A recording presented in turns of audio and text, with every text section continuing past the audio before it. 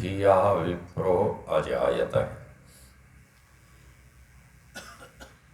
मनुष्य के पास अन्य प्राणियों की अपेक्षा जो विवेक नहीं कर सकते,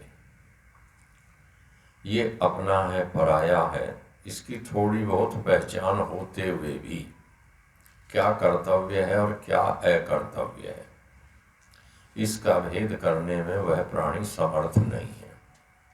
मनुष्य एक ऐसा प्राणी है जिसके पास बुद्धि है, और वह बुद्धि इस प्रकार से है कि उसके सामने जो कुछ भी बातें आए, पदार्थ आए, वो उनमें निर्णय कर लेता है कि मेरे लिए क्या उचित है, इस समय पर क्या कर्तव्य है और इस समय क्या नहीं करना चाहिए।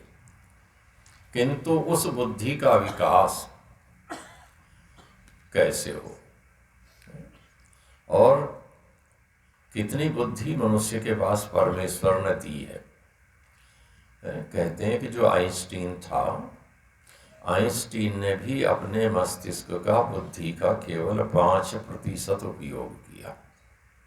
अब सोच करके देखिए कि कोई व्यक्ति 100% उपयोग तक पहुंचे तो फिर उसकी क्या स्थिति होगी, कितनी बुद्धिमत्ता होगी, कैसा वह व्यक्ति कहलाएगा। और 100% तक पहुंचना असंभव नहीं है, कठिन है किंतु असंभव नहीं है। सामर्थ्य भर उपयोग करना यदि असंभव होता तो परमेश्वर उतनी सामर्थ्य देते नहीं।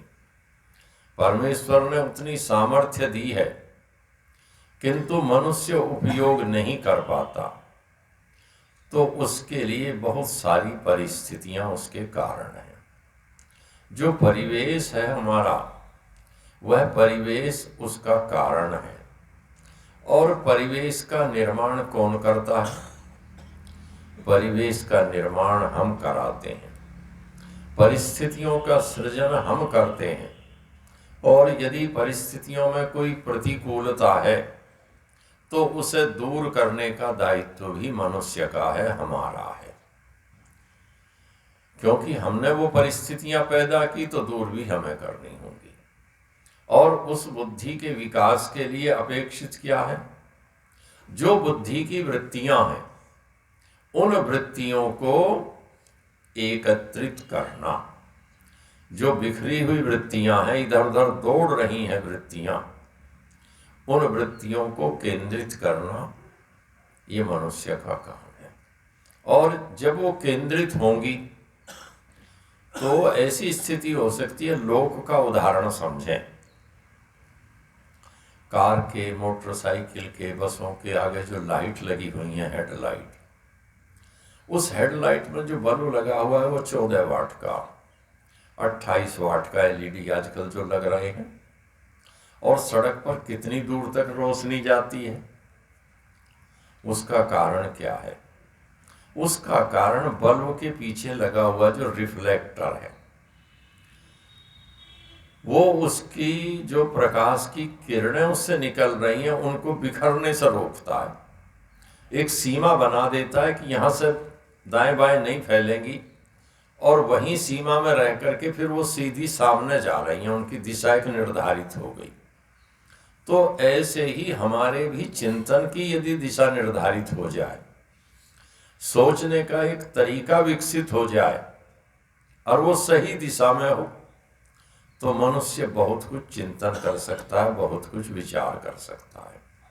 और यदि वो वृत्तियां बिखरी हुई हों तो एक बार पढ़ी हुई बात याद नहीं रहती, 2 बार पढ़ी हुई याद नहीं रहती। और जितना अपने आप को केंद्रित कर लेगा व्यक्ति, वो एक बार देख करके काम कर लेगा। तो ये जो अभ्यास है, इसकी अनुकूल परिस्थितियां क्या हो सकती हैं?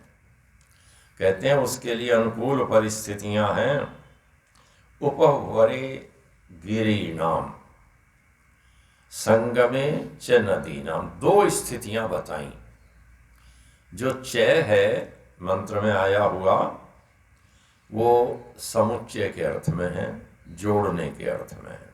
ये और ये ये दो स्थितियां हैं।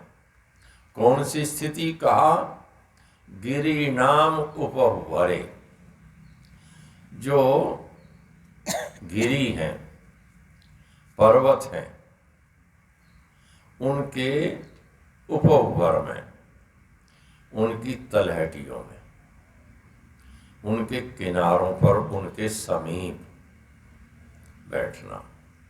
और संगमे च नदी नाम, नदियों के संगम पर।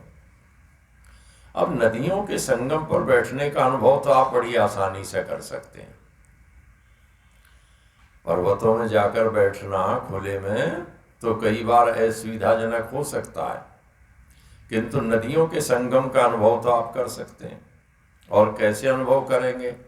थोड़ी देर के लिए देखिए, आप बिल्कुल शांति हो, रात का समय हो और आपके पास से कोई नदी बह रही हो, तो फिर जो वहां वातावरण बनता है, और विशेष रूप से पर्वतीय क्षेत्रों में, कि जो रात को उस नदी की ध्वनि आती है, एक वातावरण निर्मित होता है, वो सारा ध्यान अपनी ओर केंद्रित कर लेता, सारी वृत्तियां वहां अवरुद्ध हो जाती हैं। जाकर के पहाड़ में जाकर के कभी देखिएगा, नदियों के किनारे छोटे छोटे आजकल तो ठिकाने बना लिए लोगों ने आय के लिए, और वहाँ रुकिएगा। दिन में तो ये बहुत सारा प्रदूषण ध्वनि रहती है, और रात में जब ये सब बंद होती हैं तब बैठ जाइए आराम से, तब देखिएगा। वो अनुभव करके ही व्यक्ति उसे जान सकता है, बता नहीं सकता। तो कहते हैं पहाड़ की उपत्यकाओं में। अब पर्वत की उपत्यकाएं क्यों कहीं, चोटियां क्यों नहीं कह दी ऊंची ऊंची चोटियां? क्योंकि ऊंची चोटियों पर जो वातावरण होगा वो बिल्कुल भिन्न होगा, और उपत्यका में कुछ वातावरण भिन्न होगा। तो व्यक्ति जहाँ पर रहेगा, बैठेगा, उसे कुछ सुरक्षा भी चाहिए और कुछ अनुकूलता भी चाहिए। सुरक्षा भी चाहिए, अनुकूलता भी चाहिए, और वो मिलती है पहाड़ के जो निचले किनारे हैं, नदियों के जहाँ संगम है, वहाँ पर जीवन के लिए सारी जो आवश्यकता है वो वहाँ पूर्ण हो जाती हैं। तो कहते हैं वहाँ बैठ करके विप्र धिया अजायत है। जो विप्र हैं वो क्या करते हैं? जो मेधावी हैं वो क्या करते हैं? बुद्धि को नहीं बढ़ा रहे, कह रहे क्या कहते हैं? धिया विप्र अजायत है। जो विप्रत्व है अर्थात मेधावी होना। विप्र नाम वेद में मेधावी के लिए निघंटुकार ने कहा कि जो मेधावी हैं, धिया अजायत है, बुद्धि से उत्पन्न होते हैं। तो मेधा बुद्धि कहाँ बढ़ेगी? बुद्धिमत्ता कहाँ आएगी? कहते हैं वहाँ शांत वातावरण में, जहाँ एकाग्रता हो सकती हो, और उसकी अनुकूल परिस्थितियाँ ये हैं। जितना अधिक प्रदूषण होगा, जितनी भागदौड़ हो रही होगी, जितनी अधिक चहल पहल हो रही होगी, उतनी ही मनुष्य की वृत्तियाँ बाहर जाएंगी। और बाहर जाना असंभव नहीं है, कोई आश्चर्य की बात नहीं है कि परमेश्वर ने हमारी जो ज्ञानेंद्रियाँ दी, वो ज्ञानेंद्रियाँ कैसी हैं? वो जो बुद्धि तक चीज़ें पहुँचाती हैं, वो ज्ञानेंद्रियाँ कैसी हैं? सारी की सारी बहिर्मुखी हैं। कोई रूप दिखाई देगा तो आंख तुरंत अंदर संदेश भेज देगी, ऐसा ऐसा रूप है।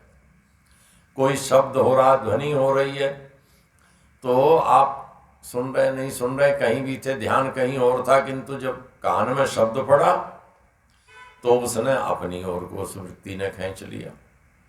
हवा का ठंडा ठंडा झोंका आया या गर्म झोंके आए, उसने अपनी ओर को कर लिया। तो ये जो हमारे पास ज्ञानेंद्रिय रूपी साधन है, ये हमारी वृत्तियों को अपने अपने विषयों की ओर खींचते हैं, और जो अपने अपने विषय की ओर ये ले जाते हैं, तो यदि उसी के पीछे दौड़ने लगे व्यक्ति, तो उसकी क्या स्थिति बनेगी? सोच कर देखिए। हाथी जैसा शक्तिशाली जानवर, उसके बल का कोई ठिकाना नहीं। जंगलों में, पहाड़ों में जहाँ क्रेन नहीं जा सकती, जहाँ बड़ी बड़ी मशीनें नहीं जा सकती, उबड़ खाबड़ प्रदेश, और वहाँ बड़े बड़े पेड़ काटे जाते हैं।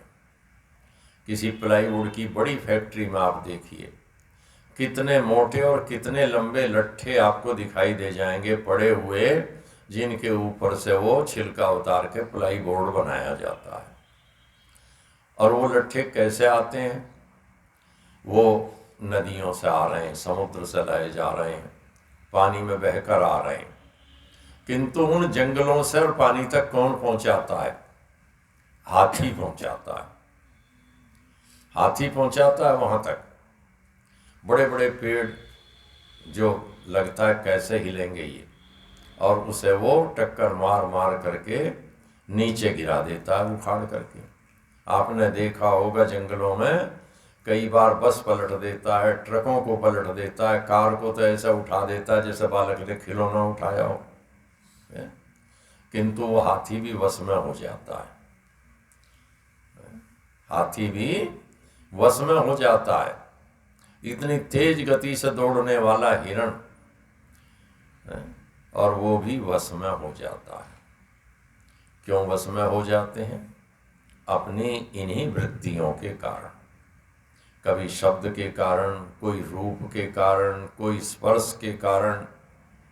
पतंगे उड़ रहे हैं बरसात के दिनों में, कितना ऊंचा उड़ रहा है, किंतु आपने घर के बाहर कोने पर एक बल्ब लगा रखा है, सवेरे देखिए उसके पास कितना ढेर है। कैसे आ गए सारे? बस रूप से आकृष्ट हुए और रूप के पास आए, और उसमें इतने निमग्न हो गए कि उसकी जो ऊष्मा थी, उस ऊष्मा को बर्दाश्त नहीं कर पाए, जल करके नीचे गिर गए, प्राण छूट गए, पंख टूट गए। किससे हुआ? केवल एक रूप के कारण से। वो एक शब्द के कारण पकड़ा गया, कोई गंध के कारण पकड़ा गया। और मनुष्य के लिए कहते हैं ये क्या है? एक प्रमादी स कथम न हन्येत य सेवते पंचभिरेव पंच। मनुष्य कैसा है कि जो पांचों वृत्तियां हैं, इन पांचों का सेवन करता रहता है। ये तो एक एक से मारे गए इतने इतने, तो फिर मनुष्य कैसे बचे? मेधावी कैसे बने? बुद्धिमान कैसे हो? तो कहते हैं वो बुद्धिमान होने के लिए उसका जो परिवेश है, वो परिवेश ऐसा हो कि वो शांत हो, वहाँ एकाग्रता होना संभव हो। इसलिए विद्यालय नगरों से दूर जंगलों में कहीं बनाए जाते थे, और जो जिसने जहाँ बनाया वहाँ परिस्थितियाँ पैदा करते थे, प्राकृतिक वातावरण हो जाए, ताकि बुद्धि का सही सही विकास हो सके। चलिए आगे पाठ करते हैं।